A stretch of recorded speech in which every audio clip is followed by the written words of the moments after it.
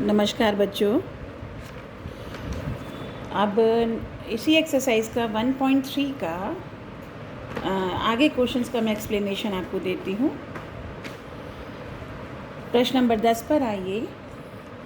प्रश्न नंबर 10 कहता है कि f एक फलन है x से y में, सेट x से y में, और यह एक व्युत्क्रम फलन है, ये आपको दिया हुआ है, यानी इसका इन्वर्स एग्जिस्ट करता है। तो ये f इन्वर्स जो है, यानी ये तो दे रखा है कि f इन्वर्स तो होगा, लेकिन ये अद्वितीय होगा, यानी f का जो इन्वर्स है यानी व्युत्क्रम फलन है वो एक ही होगा। ऐसा संभव नहीं है कि एक से ज़्यादा व्युत्क्रम फलन किसी फलन के होते हैं। तो आपको ये सिद्ध करके दिखाना है। इस प्रश्न को आप कॉन्ट्राडिक्शन मेथड से करेंगे, यानी जो सिद्ध करना होता है उसी के अगेंस्ट हम मान कर चलते हैं। यहाँ आपको ये सिद्ध करना है कि ये अद्वितीय फलन है, यानी f इन्वर्स सिर्फ एक ही फलन है। हम कहते हैं माना यह अद्वितीय नहीं है, बल्कि G1, इन्होंने हिंट में भी G1 G2 ले रखा है, G1 और G2 ऐसे फलन हैं, माना G1 और G2 ऐसे फलन हैं जो f के इन्वर्स है। इन्वर्स हर हालत में y से x में होगा, यानी G1 भी y से x में है फलन है, और G2 भी y से x में एक ऐसा फलन है कि G1 भी f इन्वर्स के बराबर है, G2 भी f इन्वर्स के बराबर है। मैं पहले ही आपको बाय डेफिनेशन बता चुकी हूँ, परिभाषा से हम बता चुके हैं। परिभाषा क्या कहती है कि यदि f एक x से y में एक व्युत्क्रम फलन है और g उसका व्युत्क्रम है, तो तब GOF किसके बराबर होगा? IX के, और FOG किसके बराबर होगा? IY के। अगर ये आपका व्युत्क्रम है, G F का व्युत्क्रम है, यानी G बराबर F इन्वर्स है। ये परिभाषा थी व्युत्क्रम फलन की, जो मैंने आपको जब व्युत्क्रम बताया था, यानी किसी भी फलन को व्युत्क्रम बताने के लिए आपको बताना पड़ेगा G F का व्युत्क्रम फलन होगा यदि GOF IX के बराबर है, यानी इसके किसी एलिमेंट की इमेज इस संयोजन में, इस कंपोजिशन में इसी के एलिमेंट के बराबर होगी। ये कहलाता है आपका तत्समक फलन IX। कौन सा फलन हुआ? तत्समक, यानी अपने आप से खुद अपने अपनी इमेज बन रहा है। इसी तरह से ये Y का हर मेंबर की इमेज अंडर फॉग Y ही होगी, खुद अपने आप से इमेज होगी। तो ये हमें सिद्ध करना है, मतलब ये इसकी परिभाषा होती है। तो इस वाले प्रश्न में हम इसका प्रयोग करते हैं कि अगर G1 भी F का इन्वर्स है, तो इसका मतलब FOG1 किसके बराबर होगा? IY के, इस नियम से। और अगर G2 है तो FOG2 भी किसके बराबर होगा? IY के, क्योंकि G2 भी F का इन्वर्स है और G1 भी F का इन्वर्स है, यानी इसका व्युत्क्रम फलन है। तो बाय डेफिनेशन, परिभाषा से आप कहेंगे, क्योंकि आपने G1 G2 दोनों को मान के चला था, इसका सीधा सा मतलब हो गया FOG1 बराबर FOG2। ठीक है। अब ये FOG1 जो है किस मेंबर के लिए करते हैं? G1 FOG1, G1 कहाँ से कहाँ तक है? Y से X में, तो Y के मेंबर के लिए बात हो रही है। तो FOG1Y is equals to FOG2Y is equals to FG1Y। इसका मतलब होता है FG2Y। ये इसे लिखने का तरीका होता है, मैं कई बार बता चुकी हूँ। अब चूँकि F एक व्युत्क्रम फलन है, हम जानते हैं हर एक व्युत्क्रम फलन 1 एक ही होता है। चूँकि F एक एकैकी फलन है, अतः अगर इमेजेस अंडर F बराबर है तो उनके जो ऑब्जेक्ट्स हैं वो भी बराबर होंगे। इसका मतलब G1 फलन किसके बराबर हो गया? G2 के। हमने कहा था G1 G2 दो अलग अलग ऐसे फलन हैं जो f के व्युत्क्रम है, लेकिन हमने यहाँ सिद्ध कर दिया दोनों के दोनों बराबर हैं।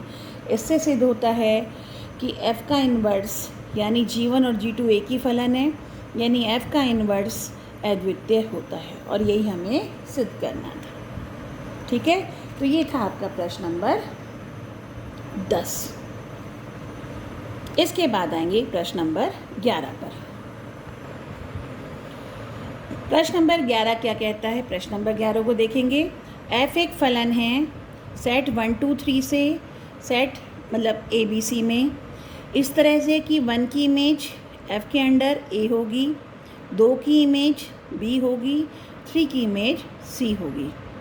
तब पहले पूछा है f इन्वर्स क्या होगा। फिर दूसरा पार्ट है कि f इन्वर्स का इन्वर्स किसके बराबर होगा, ये f होगा, ये शो करना है। तो पहले f इन्वर्स निकालेंगे। तो f इन्वर्स निकालने का बहुत सीधा सा तरीका मैं पहले भी बता चुकी हूँ। f1 आपका 1 है, तो f इन्वर्स यहाँ से f यहाँ से हटाया तो f इन्वर्स a बराबर हो गया 1, क्योंकि अगर f फलन सेट A से B में है तो f इन्वर्स इससे इसमें होगा, यानी f इन्वर्स यहाँ से यहाँ तक अगर आपका इसका मेंबर बन रहा है तो अब ऑब्जेक्ट बन गया A, तो इमेज बनेगी 1। तो f इन्वर्स एक फलन है जो ऑब्जेक्ट A की इमेज बनाता है 1। इसी तरह से f2b है, तो f इन्वर्स b किसके बराबर हो गया 2 के, और f इन्वर्स c बराबर हो गया 3 के। तो अगर मैं f इन्वर्स की बात करूं तो f इन्वर्स क्या हुआ आपका, f इन्वर्स जो सेट ले रहा है, या f इन्वर्स में हम यूँ कहेंगे ये क्या बैठेगा 1a 2b sorry a1 b2 और c3, ये f इन्वर्स फलन आ गया। अब इसके बाद कहते हैं इस f इन्वर्स का फिर इन्वर्स लिया जाए। तो अगर मैं f इन्वर्स का इन्वर्स लेती हूँ, यानी इन्हें पलट देंगे, 1 किसके बराबर हो 1a, ये हुआ 2b, ये हुआ 3c। तो आप देख रहे हैं ये f इन्वर्स किसके बराबर है, f के, क्योंकि f क्या चीज़ थी, पहले f ही देख लो। f1 कितना है a, f2 कितना है b, f3 कितना है c। तो f जो है वो कितना हुआ 1a 2b 3c, और ये बराबर है, तो यहाँ से सिद्ध होता है f इन्वर्स का इन्वर्स किसके बराबर, f के बराबर। तो ये था प्रश्न नंबर आपका 11वां। तो प्रश्न नंबर 12 पे आते हैं। प्रश्न नंबर 12 क्या कहता है कि f x से y एक व्युत्क्रम फलन है। ये दिया हुआ है, ये कौन सा फलन है, व्युत्क्रम फलन है। तब f इन्वर्स का इन्वर्स, यानी f का अगर व्युत्क्रम फलन है तो f इन्वर्स उसका व्युत्क्रम फलन होगा। तब इसका फिर से इन्वर्स लिया जाए तो f के बराबर होगा। जैसे कि प्रश्न नंबर 11 में हमने एक एग्जाम्पल से ये सिद्ध किया था, बताया था। अब हमें इसी को जनरल शो करना है। वो तो एक पर्टिकुलर एग्जाम्पल के लिए बताया गया था, यहाँ आपको हर एक एग्जाम्पल के लिए, हर एक फलन के लिए जो व्युत्क्रम है, जिसका व्युत्क्रम होता है, जिसका एग्जिस्ट करता है, ये उसके लिए शो है। तो आपको दिया हुआ है कि ये यहाँ से यहाँ एक फलन है, तो हम यहाँ कहेंगे for all x belongs to x, यानी इसके हर एक मेंबर के लिए f(x) किसके बराबर होगा, y के लिए, जहाँ y किसका मेंबर होगा, कैपिटल Y का। f(x) से y में एक फलन है, तो for all x in x we have a y in y such that f(x) equal to 1। अब चूँकि एक व्युत्क्रम फलन है, तो व्युत्क्रम से मैंने बताया था अगर f के अंडर x की इमेज f के अंडर y है, तो इसका व्युत्क्रम फलन में व्युत्क्रम फलन अगर f इन्वर्स लेते हैं तो f इन्वर्स के लिए ये ऑब्जेक्ट बन जाएगा और इमेज वापस x बन जाएगी। तो f(x) अगर y के बराबर होता है तो f इन्वर्स y x के बराबर होगा, चूँकि आपको दिया हुआ है ये एक व्युत्क्रम फलन है। तो ये आपको गिवन से आपने निकाला, ठीक है। अब हम कहते हैं माना एफ इनवर्स जी है, जी के बराबर रखा, तो इस तरह से ऊपर वाला ये बन गया g of y is equals to x. F एक व्युत्क्रम फलन था, तो एफ एकेकी और आच्छादक था, और इसलिए एफ इनवर्स जो कि वाई से एक्स में था वो भी एकेकी आच्छादक है। तो ये जी वाई जो एक फलन है ये भी एकेकी आच्छादक है। अगर ये एकेकी आच्छादक है तो इसका भी इन्वर्स होगा, और अगर इसका इन्वर्स होगा, इसका व्युत्क्रम होगा, तो हम कैसे लिखेंगे, y is equals to G inverse x, ठीक है। इसका रीज़न है क्योंकि f एकेकी आच्छादक है, क्योंकि वो उसका व्युत्क्रम है, तो f इन्वर्स भी एकेकी आच्छादक होगा। और अगर f इन्वर्स एकेकी आच्छादक होगा तो f इन्वर्स यानी g, तो g का इन्वर्स भी एग्जिस्ट करेगा, क्योंकि g f इन्वर्स यानी g खुद एकेकी आच्छादक है। कोई भी फलन एकेकी आच्छादक होता है तो उसका इन्वर्स और एडिटिव इन्वर्स एग्जिस्ट करता है। तो आप यहाँ पर पहुँचे, y किसके बराबर था, f(x) के, तो आपने लिखा f(x) बराबर g इन्वर्स x। तो यहाँ से आप कंक्लूड करते हैं कि f बराबर g इन्वर्स, राइट। और g किसके बराबर है, f इन्वर्स के, तो g के स्थान पे मैं यहाँ से लिख रही हूँ f इन्वर्स का इन्वर्स, और इस तरह से f किसके बराबर आ गया, f इन्वर्स के इन्वर्स के। इस तरह से ये आपका सिद्ध होता है। अब आएंगे हम प्रश्न नंबर 13, जो कि एक मल्टीपल चॉइस क्वेश्चन है, और वो ये कहता है f एक फलन है R से R में, और f(x) दे रखा है आपको 3 माइनस एक्स की पावर 3 की होल पावर 1/3। आपसे एफ(o) f(x) पूछा है, इसका मान क्या होगा, चारों में से कोई एक सही होगा। तो एफ(o) f(x) का मतलब होता है f ऑफ f(x). अब इन क्वेश्चंस को बहुत ध्यान से देखना है। f ऑफ f(x) का मान निकालना है। f(x) हमें दे रखा है इतना, अगर हम इस f(x) को इस f(o) f(x) से कंपेयर करेंगे तो ये f अपनी जगह, ये ब्रैकेट यहाँ पर, और x किससे रिप्लेस हो रहा है, f(x) से। तो इस फलन में जहाँ जहाँ x है वहाँ f(x) लिखेंगे। तो 3 की जगह 3, माइनस की जगह माइनस, x की जगह f(x), उसकी पावर 3, x के स्थान पे f(x), बाकी सब चीज़ें अपनी जगह, और इस पूरे की पावर 1/3। क्लियर हुआ। तो ये आपका था f ऑफ f(x). अब जहाँ f(x) है वहाँ फिर f(x) का मान रख देंगे।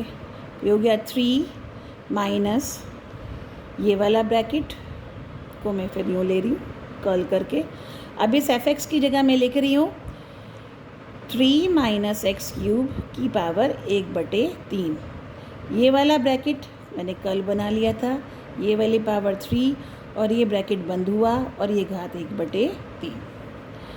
इसे सॉल्व करेंगे, इसकी पावर 1/3 और उस पूरे की पावर 3, तो ये हो गया 3 माइनस एक्स क्यूब की पावर 1/3 गुणा 3, और ये 1/3 ये रहा, 3 से 3 कट गया, आपका रह गया 3 minus 3 minus minus plus x cube की पावर 1/3, 3 से 3 कट गया, ये रह गया x।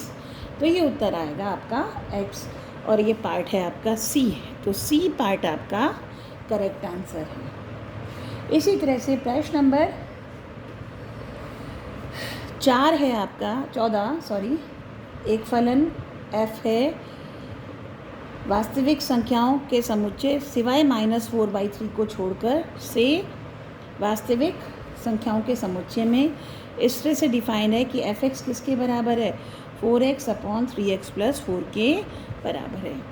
आपको इसका इन्वर्स निकालना है, यानी आपको इसका इन्वर्स ढूंढना है। तो मैंने पहले ही बताया था हम इसको y मानेंगे, तो इसका मतलब f इन्वर्स y हमें निकालना है। इन्वर्स का मतलब क्या निकालना है, f(x) बराबर y, तो f इन्वर्स बराबर क्या निकालना है, y का मान निकालना है। तो कायदे में हमें किसका मान निकालना है, x का मान निकालना है इन टर्म्स ऑफ y, क्योंकि f इन्वर्स y कितना होता है, x के बराबर। तो अब यहाँ से हम x का मान निकालेंगे, तो इसको सॉल्व करेंगे पूरे को, तो 4x 3xy प्लस 4y, पूरा x एक तरफ ले गए, 4x minus 3xy is equals to 4y। यहाँ से x निकाला, 4y अपॉन 4 माइनस 3y। तो x का मतलब होता है f इनवर्स y। तो f इनवर्स ही f का व्युत्क्रम फलन है। तो f इनवर्स y इसका क्या होगा, कौन सा वाला सही उत्तर होगा? ये है आपका बी पार्ट, बी वाला उत्तर जो है वो करेक्ट होगा। तो इस तरह से ये आपका ये एक्सरसाइज 1.3 पूरा हुआ। अब अगला वीडियो जो आएगा वो आएगा द्विआधारी संक्रियाएं और बाइनरी ऑपरेशंस का। Thank you.